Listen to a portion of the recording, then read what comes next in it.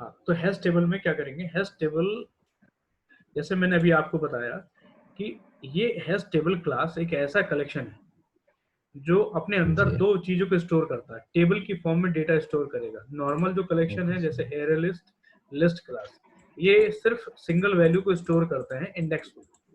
ऐसे ही लेकिन जो हैश टेबल क्लास है ये बेसिकली रहती तो इंडेक्स, इसका भी इंडेक्स होता है 0 1 2 3 4, लेकिन ये क्या करती है, टेबल क्रिएट करती है, उसमें हर वैल्यू को ये की के साथ जोड़ देती है। तो इसका मतलब इसमें ओके। दो दो पैरामीटर्स होते हैं, एक पैरामीटर जो की स्टोर करता है और दूसरा एट्रीब्यूट्स जो वैल्यू स्टोर करेगा। तो इसी यस तरीके सर। से जब भी हम एरे लिस्ट हैश टेबल को डिक्लेयर करेंगे, यहाँ पे दो पैरामीटर देंगे। आप की कैसे भी टाइप की वैल्यू को बना सकते हो, आप जरूरी नहीं है की को न्यूमेरिक बनाओ, आप स्ट्रिंग वैल्यू को भी की बना सकते हो। फिलहाल यहाँ पे हम जो लेने जा रहे हैं वो पहली हम जो वैल्यू लेंगे वो लेने जा रहे हैं इंटीजर को। ये बेसिकली आपकी की है, क्या है ओके। आपकी की। की। हाँ, यहाँ पे की डालते हैं और दूसरे इसमें डालते हैं वैल्यू। ओके। ठीक है, इसमें डालते हैं वैल्यू। तो यहाँ पे जो हम की है, की लेंगे हम इंटीजर नंबर में। तो यहाँ पे हमने एक रैपर क्लास पास कर दी इंटीजर, और वैल्यू के लिए हमने पास कर दिया स्ट्रिंग। यानी जो वैल्यू होगी वो तो होगी हमारी स्ट्रिंग में, और जो की हम बनाएंगे वो किस में होगी, इंटीजर। इंटीजर। इंटीजर में। ठीक है, इसका एक ऑब्जेक्ट बना दिया आपने, h1 new new hash table. Hash table. Same चीज यहाँ रिपीट कर दो, okay. Integer comma string. String. ठीक, यस सर। यस। यहाँ पे आपने स्टेटमेंट को टर्मिनेट कर दिया। अब इसके अंदर हम कुछ हम वैल्यू स्टोर करेंगे। तो हैश टेबल में जैसे एच डी डाल दो। कौन है भाई, होल्ड करने एक मिनट। हेलो, यस, आपको डेटा स्टोर करना है हैश टेबल में। तो आपने लिया H T object dot put, इसके पास एक पुट मेथड होता है। इस पुट मेथड से क्या करोगे, आप डेटा स्टोर कर लोगे। पुट मेथड दो वैल्यूज लेगा। पहली तो आप सपोज कोई की डाल दो, जैसे आपने 10 डाल दिया, और दूसरे में आपने वैल्यू डाल दी सपोज। ठीक, इसी तरीके से आप इसका कलेक्शन बना लो। यहाँ पे मैं 4 वैल्यू का कलेक्शन बना ले रहा हूँ।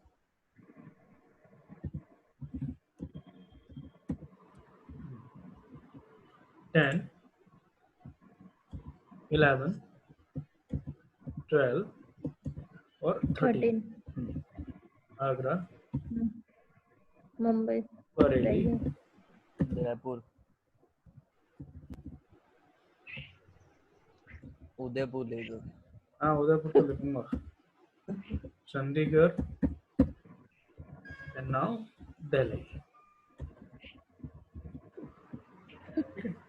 4 वैल्यू मैंने आपकी डाल दी पुट मेथड के थ्रू।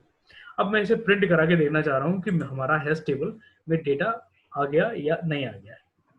तो यहाँ पे प्रिंट करवा लीजिए, system dot out dot print ln data and hash table. अब इसमें क्या डालोगे आप, इसका ऑब्जेक्ट एच टी, जैसे आपने एरे लिस्ट का ऑब्जेक्ट प्रिंट कराया था। ठीक, डाल दीजिए। अब यहाँ पे इसे कॉल करने के लिए एक मेन क्लास बना लीजिए, क्लास कॉल टेबल। मेन बना लीजिए, static void main string table, कुछ भी ले लीजिए। ऑब्जेक्ट बना लीजिए माई टेबल का, empty is equals to new my table का ऑब्जेक्ट, और empty dot cr टेबल। इस प्रोग्राम को सेव कर लीजिए।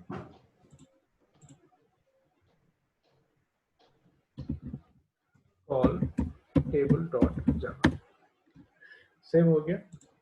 कंपाइल करिए, पुराना हटा दीजिए, Java c call table dot जावा।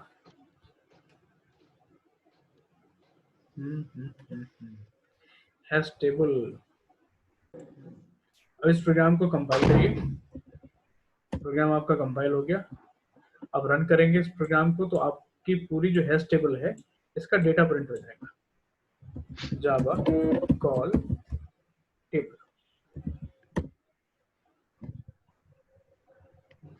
मेन टेबल सर स्पेलिंग ठीक करो। कॉल टेबल टेल लिख दिया सर। TAB। हाँ ये यस देखो सर डेटा इन हैश टेबल 10 नंबर पे है आगरा। अब इसने रैंडम देखो हैश टेबल का एक ड्रॉबैक कह लो या कुछ भी कह लो, ये डेटा आपका रैंडम स्टोर करेगा उसी जितना डेटा आपने दिया है उतना ही डेटा स्टोर करेगा। लेकिन ऐसा जरूरी नहीं है जिस आपकी कीज को सीरियल वाइज लगाए। ठीक है, ओके सर रैंडमली पिक करता है ना सर ये? हाँ जैसे थ्रेड में जब हम थ्रेड एग्जीक्यूट करते थे तो थ्रेड का बिहेवियर होता था एसिंक्रोनस, तो जो आउटपुट थ्रेड का ऊपर नीचे हो जाता था। इसी तरीके से ये जो आपकी हैश टेबल होती है ये सिंक्रोनस नहीं होती है, ये भी एसिंक्रोनस होती है। तो डेटा तो सारा इसमें स्टोर होगा, लेकिन ऐसा हो सकता है कि आपकी की जो है वो आगे पीछे हो सकती है। Is it clear? Yes sir. ठीक। अब इसके बाद बात करते हैं इसमें कुछ दूसरे ऑपरेशंस की। मान लेते हैं ये यहाँ पे मुझे एक नया डेटा स्टोर करना है। ठीक, तो जैसे एक लोकेशन इसमें 14 नहीं है तो मैंने यहाँ पे लिखा ht डॉट, इसके पास एक मेथड होता है put if absent. Put if a capital if absent, absent का a capital. Put if absent, suppose अगर आप देखना चाह रहे हो कि आपने लोकेशन जो है 4 लोकेशन ले रखे हैं या आपको लोकेशन नहीं पता, यस सर आपको लोकेशन नहीं पता, आपके माइंड में आया कि यार 100 लोकेशंस है मेरे पास, शायद 20 लोकेशन में डेटा नहीं है। यस आपको ऐसा लगा कि 20 लोकेशन आपने रिमूव कर दी, वो ब्लैंक रह गई। इन एनी केस किसी भी एप्लीकेशन के टाइम पे अगर आपको ऐसा लगा कि ये जो 20, मैं क्लास अभी कंटिन्यू कर रहा हूँ, ठीक है, वो स्टूडेंट आएंगे सॉफ्टवेयर टेस्टिंग वाले, उन्हें भी इसी में डाल दूंगा, तो आपको ये टॉपिक खत्म करके मैं क्लास खत्म करूंगा। ओके सर तो अगर आपको कभी भी लगता है कि हमारी कोई लोकेशन ब्लैंक रह गई है, खाली रह गई है, फॉर एग्जांपल जैसे Yes, मैंने sir. कहा कि 14 में डेटा नहीं है, तो मैंने मेथड लिखाया पुट इफ एब्सेंट 14 और डेटा क्या है, सपोज मैंने डाल दिया यहाँ पे मोहाली छोड़ो, मैंने डाल दिया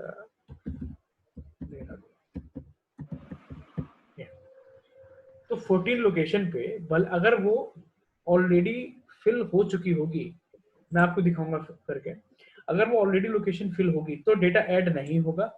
अगर ये लोकेशन हमारे पास अवेलेबल होगी तो पुट इफ एब्सेंट जो मेथड है ये डेटा ये उस लोकेशन पे डेटा को डाल देगा।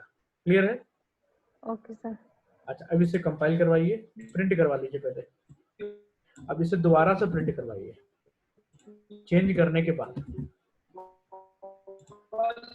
यहाँ लिख लीजिए न्यू डेटा, कंपाइल करवाइए प्रोग्राम को, कंपाइल करवा लीजिए, रन कराइए कॉल टेबल। अब देखो पहला वाला देखो, आगरा, दिल्ली, चंडीगढ़, बरेली। अब जो हमने लोकेशन को ऐड कर दिया तो आगरा, देहरादून, दिल्ली, चंडीगढ़, बरेली लोकेशन Yes, बढ़ sir. गई, डेटा बढ़ गया। Yes, sir. Yes sir. तो ये क्या करता है, ये पुट इफ एब्सेंट जो मेथड है ये आपसे कोई ऐसी लोकेशन लेगा जिसमें वो लोकेशन एम्प्टी है तो उसमें डाल देगा डेटा। अब सपोज अगर मैं उस लोकेशन में डेटा डालूं जिस लोकेशन में डेटा ऑलरेडी पड़ा हुआ है, सपोज मैं इसमें ले रहा हूं लोकेशन 12 या 13, अब 13 लोकेशन ऑलरेडी ऑक्युपाइड है Yes, sir. तो ये डेटा नहीं डालेगा उसमें, बाय डिफॉल्ट ये टर्मिनेट हो जाएगा। Okay. Overloading नहीं होगा यहाँ. हाँ, ओवरराइटिंग नहीं होगा। ठीक है, अब इसे वापस मैं प्रिंट करवा ले रहा हूँ, अगर होगा तो प्रिंट करेगा, नहीं होगा तो देखते हैं फिर क्या होगा। फिलहाल अभी आप समझ गए ना, पहले मैंने उस लोकेशन पे डेटा डाला जो लोकेशन एम्प्टी थी, उस लोकेशन पे इसने डेटा डाल दिया। अभी मैं वो लोकेशन ऐसे दे रहा हूँ जो लोकेशन एम्प्टी नहीं है, ऑलरेडी उसके अंदर डेटा पड़ा हुआ है। तो इस केस में तो डेटा उसने डाल दिया एम्प्टी लोकेशन पे, लेकिन वो लोकेशन जो एम्प्टी नहीं है उसमें देखते हैं ये डेटा डालता है या डेटा नहीं डालता है। ओके और कंफर्मेशन के लिए एक नया आप ले सकते हो सिटी। सपोज आपने ले लिया रामपुर, अब इसे दोबारा कंपाइल करवाओ प्रोग्राम को, जावा सी कॉल टेबल ये तो अभी देखो आगरा, देहरादून, दिल्ली, चंडीगढ़, बरेली, उसने डेटा नहीं ऐड किया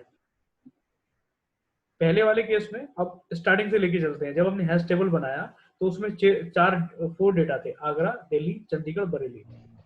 कौन कौन से लोकेशन पे? 10th, 11th, 12th, 13th। फिर हमने 14th पे डेटा डाल दिया। 14th पे डेटा कौन सा आ गया? देहरादून।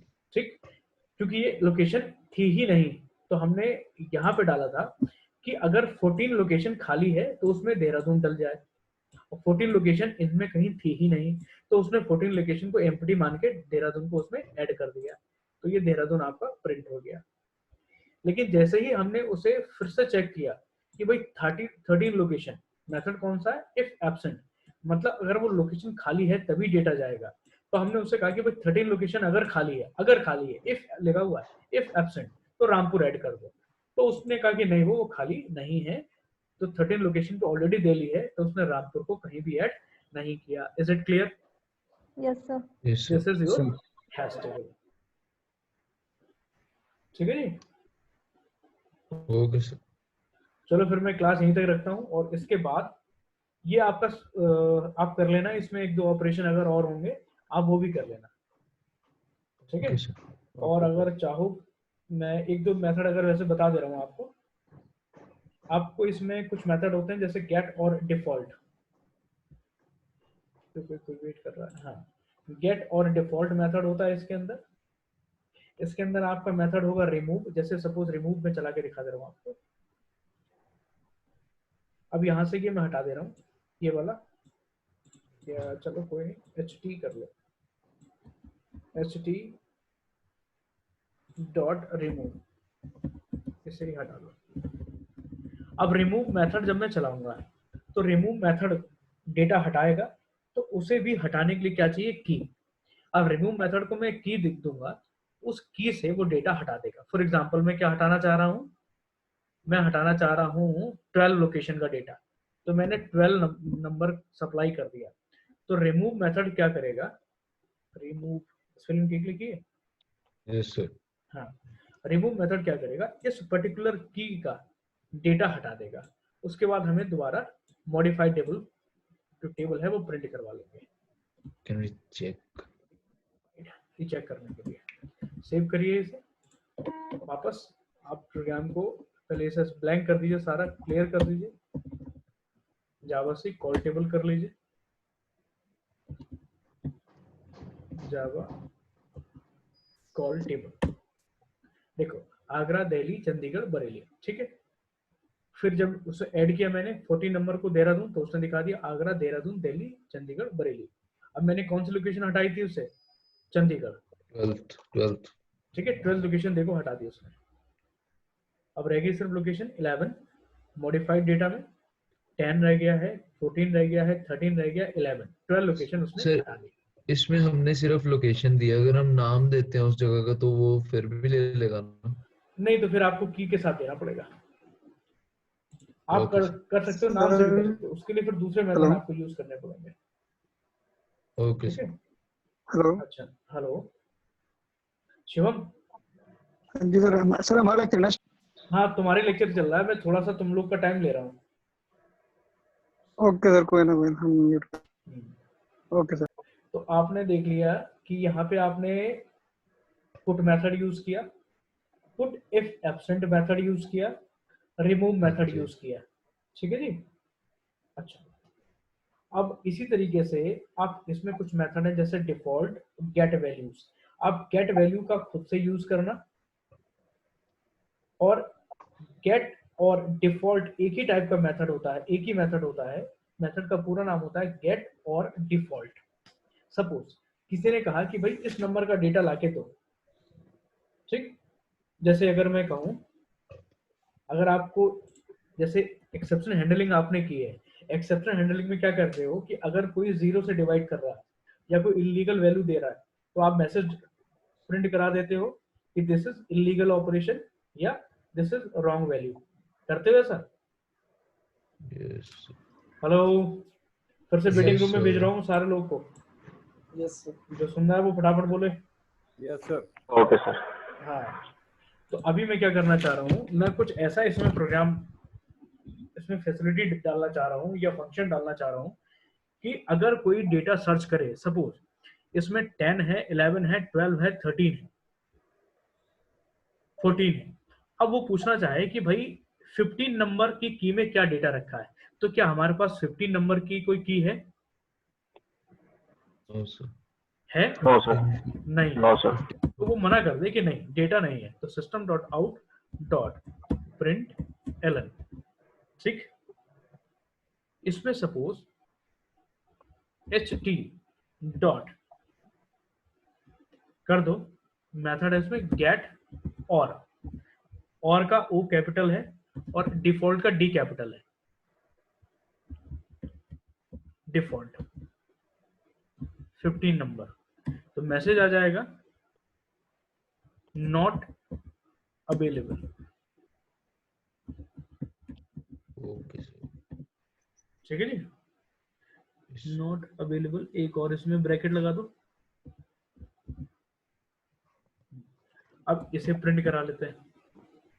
समझ में आ गया ना, हम कोई की ऐसी डाल रहे हैं जिसमें डेटा है ही नहीं, तो देखते हैं आंसर क्या आएगा, क्या डेटा ऐड होगा या कुछ और आंसर देगा। तो सेव करिए,